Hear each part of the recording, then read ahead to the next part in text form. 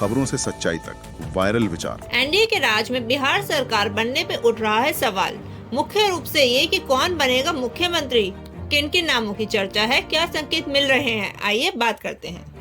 NDA ने बिहार विधानसभा चुनाव के लिए अपनी पूरी रणनीति जारी कर दी है। अमित शाह ने स्पष्ट कर दिया है कि एनडीए इस बार चुनाव नीतीश कुमार के नेतृत्व में ही लड़ेगा। उनकी पार्टी जेडीयू भी कह रही है कि यदि एनडीए की जीत हुई तो मुख्यमंत्री पद नीतीश कुमार के पास ही रहेगा।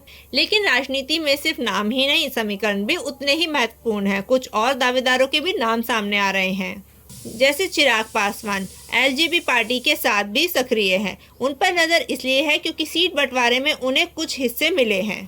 अन्य घटक दलों की भूमिका भी मायने रखती है, जैसे कि जीतन राम मांझी, उनकी पार्टी एचएएम या उपेंद्र कुशवाहा आदि, जो गठबंधन के अंदर अपनी जगह बनाने की कोशिश में है।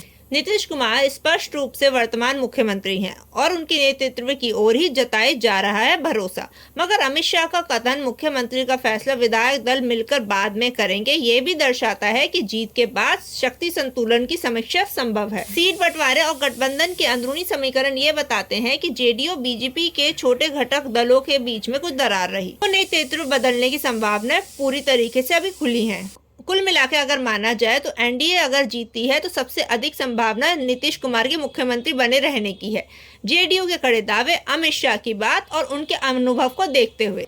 लेकिन ये भी संभव है कि यदि सीटों का बंटवारा और विधायक दल में समीकरण बदल गए तो गठबंधन किसी और नए चेहरे को भी मुख्यमंत्री के तौर पर उठा सकता है। उदाहरण के लिए चिराग पासवान का नाम या अन्य घटक दल के दावेदार। स्थिति में कोई आधिकारिक घोषणा नहीं हुई है, इसलिए सब कुछ प्रभावित करेगा। जीत के बाद क्या होता है ये कहना सही रहेगा। तो दोस्तों, निष्कर्ष यही है कि सबसे मजबूत दावेदार नीतीश कुमार है, लेकिन राजनीति में बदलाव की परिस्थिति हमेशा मौजूद है। यदि आपसे पूछा जाए और अगर आप मुख्यमंत्री के चेहरे की बात करें तो आप किसके पक्ष में होंगे और क्यों? हमें अपने विचार जरूर बताइएगा। हमें अपने विचार कमेंट सेक्शन में जरूर बताइएगा। बिहार चुनाव से जुड़ी अपडेट हम लाते रहेंगे। जुड़े रहिए वायरल विचार लाइव के साथ सब्सक्राइब करके।